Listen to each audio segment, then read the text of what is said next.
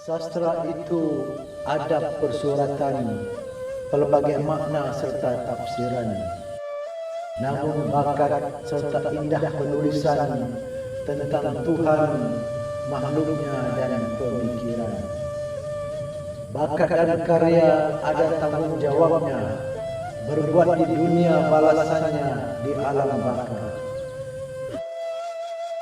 Diingatkan Allah menjadi khalifahnya, bantu membimbing umat manusia.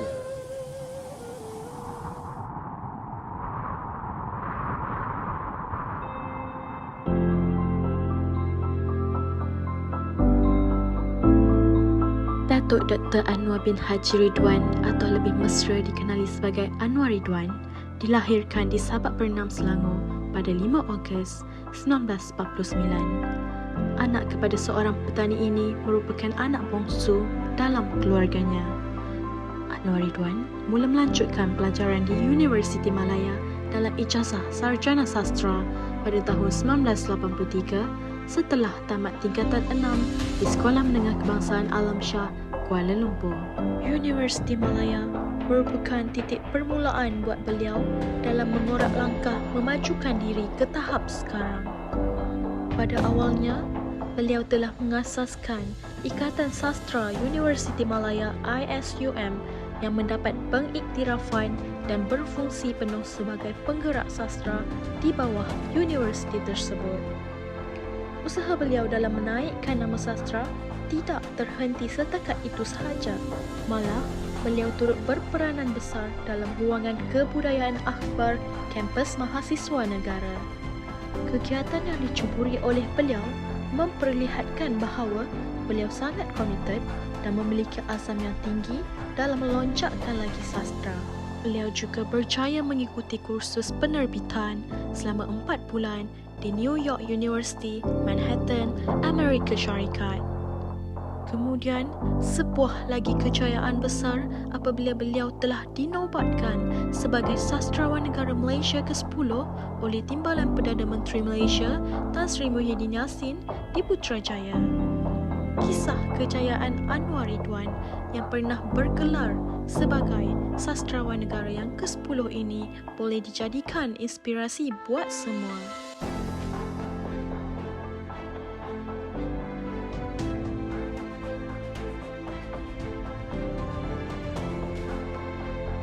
Datuk Anwar Ridwan mula menulis cerpen pada tahun 1971. Beliau berkata, cita-cita untuk menjadi seorang penulis bermula dari beliau masih bersekolah kerana beliau suka membaca buku di perpustakaan. Datuk Anwar Ridwan mula menulis cerpen dan menghantar cerpen-cerpen yang ditulisnya kepada akhbar mingguan Malaysia dan berita minggu pada usianya belasan tahun. Setelah beliau menyambung pengajian ke peringkat universiti, Datuk Anwar Ridwan semakin mengembangkan penulisannya dengan menggunakan ilmu yang telah dipelajari dan semakin banyak karya-karyanya yang telah diterbitkan di akhbar-akhbar.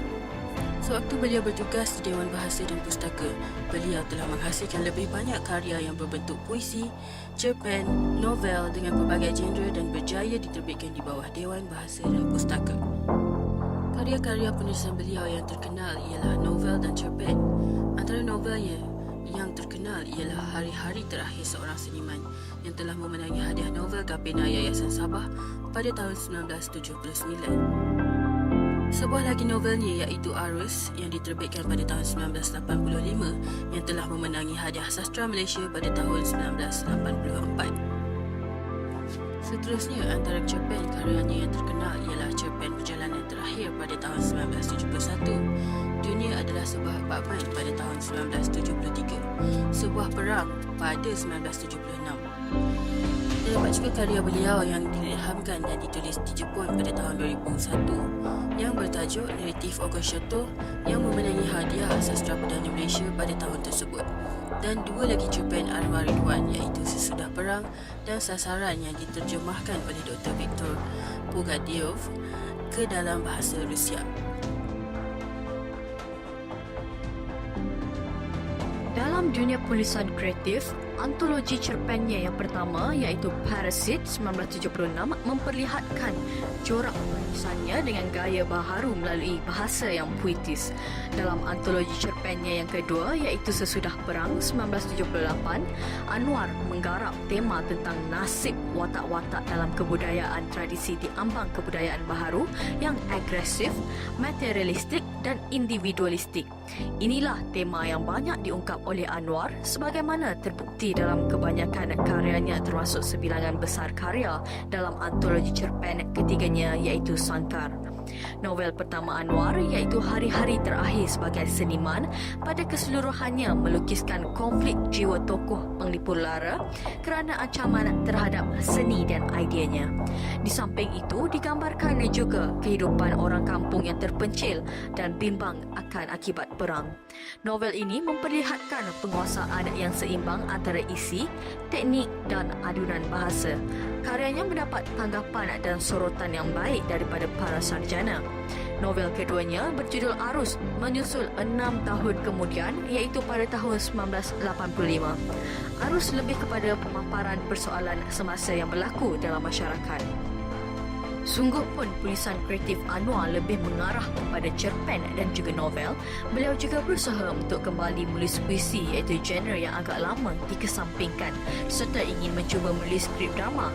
Jika ini terjadi, menurut Anwar, rangsangannya bermula dalam musim rontok di Manhattan.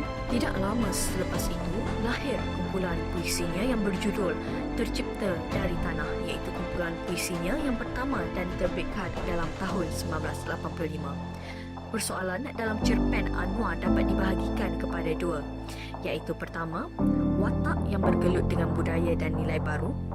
Cerpen Dunia adalah sebuah apartmen dan cerpen-cerpen dalam naratif Ogon Shoto adalah contoh persoalan sedemikian. Dalam naratif Ogon Shoto, kedua-dua persoalan utama ini yang sifatnya sangat universal mengatasi unsur latar dan nama watak yang konkret dan real.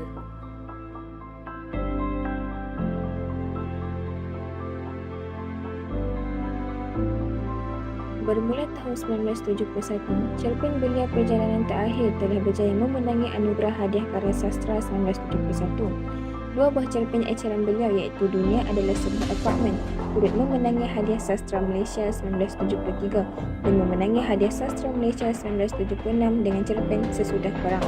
Melalui novel pertama beliau, Hari-Hari Terakhir Seorang Seniman, turut menaung hadiah pertama peraduan mengarang novel anjuran Yayasan Sabah dan Gapina pada tahun 1979. Novel pertama beliau ini telah diterjemahkan ke dalam bahasa Inggeris oleh Harry Eveling dengan tajuk The Last Days of an Artist pada tahun 1982 dan ke dalam bahasa Jepun oleh Tatsuo Hoshino, juga diterjemahkan ke dalam bahasa Perancis. Johann Jaafar telah mengadaptasikan novel ini ke dalam bentuk teater dan telah dipentaskan sebanyak 14 kali di Kuala Lumpur, Kota Kinabalu, Kuching dan Singapura. Beliau meneruskan momentum baik ini dengan masih lagi memenangi hadiah sastra Malaysia 1982 dengan cerpen berjudul Sahabat dan Sasaran. Tahun berikutnya, cerpen beliau masih lagi menjuarai anugerah tersebut dengan sebuah cerpen yang bertajuk Menjadi Tua.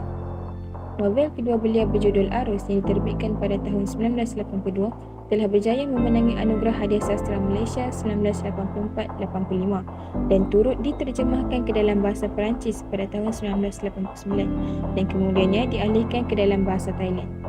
Cerpen Dari Kiev ke Moskova telah memenangi hadiah pertama dalam pertandingan cerpen anjuran Dewan Bahasa dan Pustaka dan Maybank pada tahun 1991. Pada tahun yang sama, cerpen Sesudah Perang telah diterjemahkan ke dalam bahasa Inggeris dengan judulnya After the War and Other Stories. Drama yang menjelma dan menghilang memenangi tempat pertama dalam peraduan menulis drama Yayasan Seni Berita Harian 1990. Drama ini turut memenangi hadiah sastra Malaysia 1992-1993. Perjuangan beliau dalam dunia penulisan tidak sia-sia di mana pada tahun 2009, beliau telah dinobatkan sebagai sastrawan negara Malaysia yang ke-10. Menerusi novel naratif Ogon Shoto, beliau berjaya menaungi 3 buah anugerah iaitu Hadiah Sastra Perdana 2001, Majlis Sastra Asia Tenggara, Hadiah Mastera kali ketiga pada tahun 2002 dan Seaward Award pada tahun 2002. Seperti biasa, novel beliau ini turut diterjemahkan ke dalam bahasa Inggeris dan Rusia. Tidak hanya itu, novel ini telah terpilih sebagai salah satu teks komponen sastra Komsas bagi pelajar sekolah menengah di Malaysia. Anwar Ridwan adalah seorang penulis yang berharap karyanya dapat mempromosikan nilai-nilai positif seperti persaudaraan, toleransi, keadilan dan kebenaran. Ia ingin karya-karyanya menjadi contoh sikap dan perilaku positif bagi pembaca. Anwar Ridwan juga berharap karyanya dapat mempereratkan hubungan antara manusia dengan menganggap sastra dan seni sebagai alat yang kuat untuk menyatukan berbagai latar belakang dan budaya. Dengan tema dan karakter yang beragam, ia berusaha memperkuat persatuan dalam masyarakat yang heterogen. Dalam upaya mencapai harapannya, ia terus belajar dan mengasah kemampuan menulisnya untuk menghasilkan karya yang lebih baik dan berpengaruh.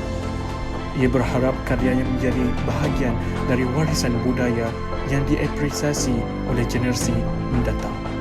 Secara menyerupa, Anwar Ridwan memiliki misi besar sebagai seorang penulis dan penggiat kebudayaan untuk memajukan bangsa dengan membawa pengalaman baru, meningkatkan pengetahuan dan kebijaksanaan, serta mempromosikan nilai-nilai positif dan mengapresiasikan sastra dan seni.